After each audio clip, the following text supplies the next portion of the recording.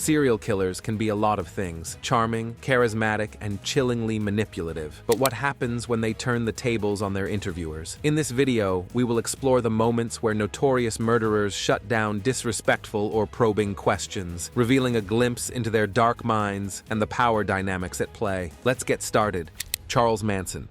The 1986 interview of Charles Manson by Charlie Rose from CBS News Nightwatch unfolded into an epic match with both men trying to outwit each other. By the 29th of March 1971, Manson had been convicted of first-degree murder and conspiracy to commit murder. Manson was accused of killing 7 people, including actor Sharon Tate and her unborn child. Manson was first given the death penalty. However, due to a change in the state's law, his sentence was changed to life imprisonment, which he served in several prisons throughout California till he died at the age of 83 years old. He spent significant time at San Quentin State, Folsom State, and Cochran State. Similarly to his adult life, most of Manson's formative years were spent in custody. By 1969, Manson had served more than half his life in reform schools or prisons. He had been convicted of forgery, homosexual assault, and car theft. During his interview with CBS, Manson exhibited a range of erratic behaviors. He often rambled incoherently, shifting between moments of calm and sudden outbursts. His piercing gaze and unpredictable demeanor made the conversation particularly unnerving. His responses were filled with cryptic and bizarre statements, often deflecting questions or even turning them into philosophical rants. Manson believed he was a victim of the system because he spent most of his childhood incarcerated. In this interview, Charles Manson refused to take responsibility for his crimes. From the looks of it, he was convinced that his actions were the only path forward and had been shaped by his traumatic experiences in prison. When asked if he cared about his victims, he pushed back, claiming that he was a victim too. Charlie's life was a mess from the very beginning. Born to a 16-year-old mother, Kathleen Maddox, he was raised in chaos. Kathleen was frequently in trouble with the law and ended up in prison for armed robbery when Manson was just 5 years old. By the age of 9, he had already begun his long descent into delinquency, with petty larceny earning him his first stint in juvie. From then on, his life was a revolving door of reform schools, juvenile centers, and eventually prisons. Burglary, armed robbery, auto theft, you name it, he did it. But it wasn't just crime that Manson picked up along the way. Inside those institutions, he learned how to manipulate, intimidate, and control people, skills he would later use to command his devoted followers in the infamous Manson family cult. Manson spent most of his adulthood bouncing in and out of prison before his name became synonymous with horror in 1969. As the interview progressed, Rose came to the topic of the Tate LaBianca murders. This subject seemed to irritate Manson the most. August 8, 1969. A rising actress and the pregnant wife of director Roman Polanski, Sharon Tate, was brutally murdered along with 4 others in her Los Angeles home. It was a crime that shocked the world. But when interviewer Charlie Rose tried to get Manson to explain why he felt the killings were justified, Manson dodged the question entirely, launching into a rant about himself and the war in Vietnam instead. While Manson didn't physically participate in the killings, he was the mastermind. He ordered his followers, Charles Tex Watson, Susan Atkins, Patricia Krenwinkel, and Linda Kasabian, to go to the house and make the murders as gruesome as possible. During the interview, Rose asked Manson if he felt any remorse for Sharon Tate and her unborn child. Manson's response was cold and detached. He simply said, "That's not my world. I don't live in it." When Rose pressed further, Manson snapped. His voice rose as he ranted about the years he spent in solitary confinement, the broken ribs and teeth, and how he had no concept of what it meant to care. But the real moment of horror came when Rose confronted him directly, stating that Tex Watson had committed an atrocious, horrible, and horrendous crime under Manson's orders. Instead of denying it, Manson shot back, "It's atrocious from where you're looking." In that instant, the version of Manson who had been delivering philosophical rants disappeared. What remained was the monster who had once terrorized the country. He skirted every question, twisted every response, and rambled about unrelated topics, desperately trying to distract from the truth. It was a chilling moment, a glimpse into a man's mind who had spent a lifetime manipulating reality to suit his own twisted narrative.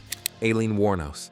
In 2002, documentary filmmaker Nick Broomfield was granted the final interview with convicted serial killer Aileen Wuornos. At first, she was all smiles, charming even, making it hard to reconcile her with the infamous murderer who had dominated headlines for quite some time. But as the interview progressed, her carefully crafted facade began to crack, revealing the turbulent mind beneath. By this point, Aileen had killed 7 men and was on death row. Her execution was scheduled for the very next day, so it was no surprise that she was agitated, and as expected, the mask of composure didn't last long. What started as a conversation quickly spiraled into chaos. Aileen started speaking in an erratic manner and appeared visibly disjointed. She frequently spiraled into fits of rage, which exposed her deep-rooted paranoia. But that's not all. She also insisted that the prison authorities were using sonic pressure to manipulate her mind and drive her to madness. Her demeanor became really off-putting as her eyes flickered anxiously around the room and her body became tense. But the true icing on the cake was when she started yelling at Nick, who was trying to uncover more details about her killings. As the interview continued, Aileen's agitation only escalated. It was as if she had expected Nick to pity her and sympathize with her situation, but she grew furious when he remained unmoved, steadily hitting her with hard-hitting questions. Early on, Nick had asked how she felt about her imminent execution. With a wide, almost defiant smile, she claimed she was fine and ready. But soon, her narrative shifted. She began shifting blame, painting herself as the victim while branding the police as the real criminals. But soon enough, she started deflecting blame from herself and actually made it seem like the police were the real criminals. According to her, after her first murder of Richard Mallory, the 51-year-old electronics store owner from Clearwater, the cops knew who she was. Aileen maintained that she was sloppy and had left her fingerprints everywhere because she wasn't a professional serial killer. She even went as far as saying that the police covered up the evidence, which allowed her to murder 6 more people. When talking about her time in the prison system, Aileen mentioned that the police had been torturing her with sonic waves and making her life hell so that she would appear crazy and no one would believe anything she had to say. The interview went downhill when Aileen stated that she had actually done people a favor by killing her victims as she saved others from getting hurt and assaulted by them. At this point, Nick asks her if she'd been killed in cold blood or had acted in self-defense. He also mentioned to Aileen that she was changing her official story. At this point, her facial expressions turned into a visible frown, and she sternly asked Nick what he was talking about. She raised her voice at him, saying that she wouldn't be getting into the details of her cases, and that it was up to Nick to decide whether he wanted to believe her or not. She went ahead to say that the police had known about everything and had been surveilling her since before she even started killing people. But when Nick pushed her to stay on topic and to answer his question first, she started yelling at him and saying that she killed people because the cops let her. After this, Aileen had little patience left. She dove into a monologue, sharing how society had treated her in a terrible way and that she had been sabotaged by the police, who had been using her for their own benefit. She compared herself to Jesus, saying that she finally knew what he must have felt like. As the interview neared its abrupt end, Aileen made it clear she wasn't speaking for a book or a movie deal. She wanted a real investigation, something she felt she had been denied. Following this, Aileen cut the interview off, ending it by saying, "Thanks a lot, society, for railroading my..."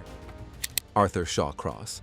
In 2008, a documentary about Arthur Shawcross, or the Genesee River Killer, was released. This documentary went into detail about the horrific nature of Arthur's crimes. It also featured several confrontations with his interviewer, where things got really chaotic. At the beginning of his interview, Arthur presents himself to be calm and composed. This was completely opposite of the horrible nature of the crimes he had been accused of committing. Up until this point in the video, we've seen killers try to justify their actions, dodge questions, or twist their words to avoid confronting the truth. But Arthur Shawcross, he was different, and that's what made him truly terrifying. Unlike the others, Shawcross didn't bother with excuses. He showed a chilling level of detachment when describing his brutal crimes, almost as if he were talking about everyday events. What's more disturbing is that he acted as though his gruesome acts were completely normal, as if they were just another part of life. When asked if he considered himself evil, Arthur Shawcross didn't hesitate. He simply replied, "Somewhat." This was a man who had murdered 11 women and was serving a staggering 250-year prison sentence. His killing spree began on April 7, 1972, with his first known victim, 10-year-old Jack Blake. Shawcross sexually assaulted and strangled him before dumping his body in the woods, where it remained undiscovered for nearly a year. That same year, he claimed his second victim, Karen Ann Hill. She was also assaulted and murdered. It was later found out that her throat had been stuffed with dirt and leaves, but when questioned about these early murders, Shawcross refused to engage. Even just the mention of Watertown, where these killings occurred, instantly shifted his demeanor. His previously detached attitude turned hostile. He even threatened the interviewer, saying, "Ask me one more question about Watertown and I'm leaving." But why was he so reluctant to discuss these crimes? Experts assume that maybe it was the fact that his first victims were children triggered a different psychological response than his later murders, which primarily targeted adult women. Despite these brutal crimes, Shawcross served only 15 years in prison for the Watertown murders before being released on parole in 1987. Soon after, he moved to Rochester, New York, where he resumed his killing spree, earning the nickname the Genesee River Killer. Between 1988 and 1990, Shawcross murdered at least 12 women, most of whom worked in the city's red light district. His methods were disturbingly brutal: assault, mutilation, and then discarding their bodies in remote areas along the Genesee River. In an attempt to justify his actions, Shawcross often blamed his violent tendencies on his experiences as a soldier in the Vietnam War. He claimed that the horrors he witnessed and participated in had deeply affected him, leading him down this dark path. But the interviewer wasn't buying it. They pressed on the issue by saying, "Some might say that's just an excuse to justify killing." Shawcross shot back with, "You believe what you want to believe. I told you how I killed, why I killed. If you don't want to believe it, that's up to you." He went on to share grotesque stories about his time in Vietnam, boasting about horrific acts, including assaulting Vietnamese women and nailing their heads to trees as warnings to the Viet Cong. He even claimed he had engaged in what he called a little cannibalism. But here's the thing, none of it was true. Military records later revealed that Shawcross had never even seen combat. He served as a supply and parts specialist. This was a non-combat role. His tales of war atrocities were pure fabrication, likely just another attempt to build a fearsome persona and rationalize his monstrous actions. Throughout the interview, Shawcross was disturbingly open about his later crimes, detailing his motivations and his mindset during the killings. But when it came to Watertown, his lips were sealed. He flat out refused to discuss those murders, making it clear, "I'm not talking about anyone in Watertown. Take it or leave it." And with that, he ended the conversation, walking out of the interview, leaving behind more questions than answers.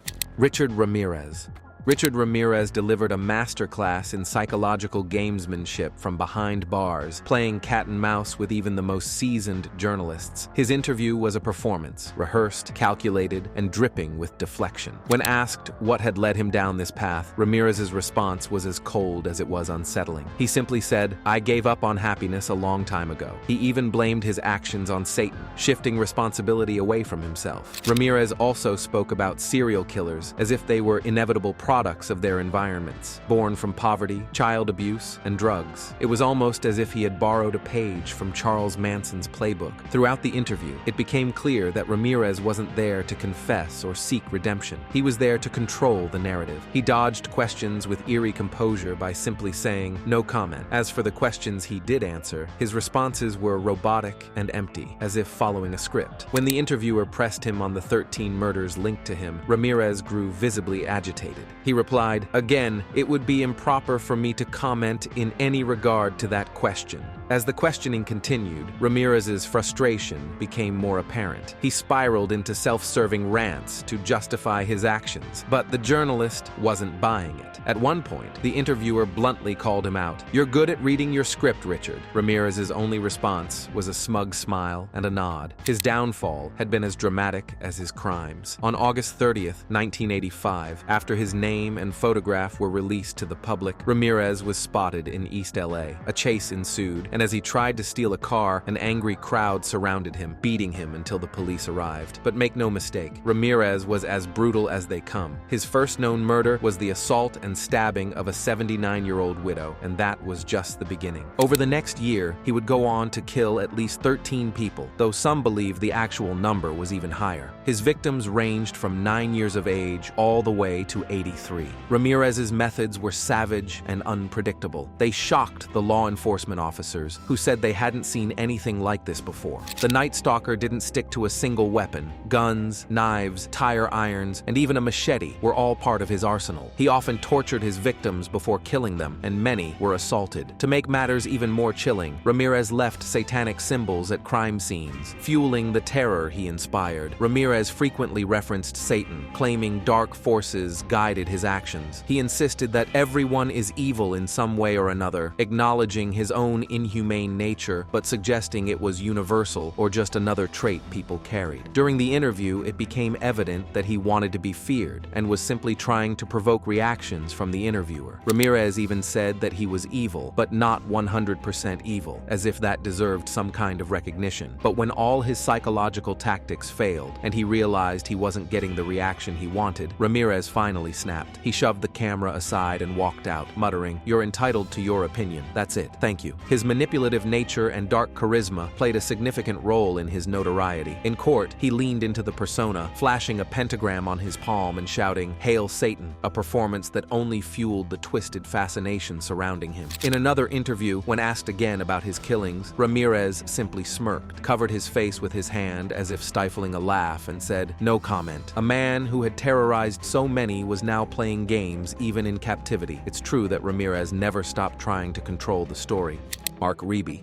In November 2017, controversial TV host Piers Morgan sat down for an explosive interview with convicted killer Mark Reeby, and what followed was one of the most intense confrontations ever seen in true crime television. Even before the interview had begun, the detectives working on the case had warned Piers that Mark would try to manipulate and control him. They told him that he'd try everything to make sure the interview was favorable for him and portray himself as the most misunderstood person in the world. But Piers had come prepared. He started the interview by showing Mark pictures of his victims, trying to provoke a reaction out of him. Previously, Reeby had claimed to have murdered a dozen women before later recanting his confessions. At the time of this interview, he was serving a sentence after being convicted of Donna Callahan's murder. Initially, Mark seemed to believe he could outmaneuver Morgan, but he underestimated just how relentless the British journalist could be. Morgan wasn't there for pleasantries. He was there to push for the truth and made it clear he wasn't going to let Reeby off easy. As the interview began, Reeby appeared calm, even confident, as if he thought he could control the narrative, saying that he wanted the truth to be out. But that confidence started to waver the moment Morgan pressed him about his alleged crimes. When Reeby tried to discredit Special Agent Dennis Haley, the lead investigator who had recorded his chilling confessions, Morgan wasn't having any of it. He cut through Reeby's excuses and forced him to face the facts and his victims. Piers started showing Mark the pictures of his victims one by one, stating when they had been murdered. The convicted killer just shook his head during this time, refusing even to recognize a single of the victims. When it was clear that things were not going down in his favor, Mark signaled for the interview to be cut. But Piers wasn't going to let him off easy. Throughout the interview, Mark maintained that Special Agent Dennis Haley had fabricated his confessions and had done so to get ahead in his career at his expense. However, when pressed on this topic, he accused Piers of being biased and siding with law enforcement. That was the turning point. Reeby, visibly rattled, started to unravel. His frustration grew with every question, and his composure cracked as he struggled to maintain his story. Reeby's dark past stretches back to August 6, 1989, when 29-year-old pregnant Donna Callahan vanished from her job at a convenience store in Gulf Breeze, Florida. The case remained unsolved for years, until 1996, when a shocking confession blew the case wide open. Reeby's half-brother, William Alex Wells, was serving a 30-year sentence for an unrelated robbery when he confessed to a fellow inmate that he and Reeby had abducted Callahan. According to Wells, Reeby strangled Callahan in the back seat of their car before the two buried her body. Wells later led police to the burial site, providing crucial evidence that finally allowed authorities to charge Reeby with murder. In the 1998 trial, Reeby was convicted of first-degree premeditated murder and sentenced to 25 years to life in prison. But the story didn't end there. While behind bars, he made a shocking revelation. He He claimed responsibility for the murders of 12 other women along Florida's Gulf Coast. These weren't just empty boasts. The details he provided were things only the killer would know. He had used the Panhandle as his personal hunting ground, preying on vulnerable women and leaving a trail of devastation behind. But just as suddenly as he had confessed, he took it all back. According to him, none of it was true. During the interview, Piers kept on asking him about his retracted confession to Special Agent Haley, but with every mention of him, Mark grew more and more agitated.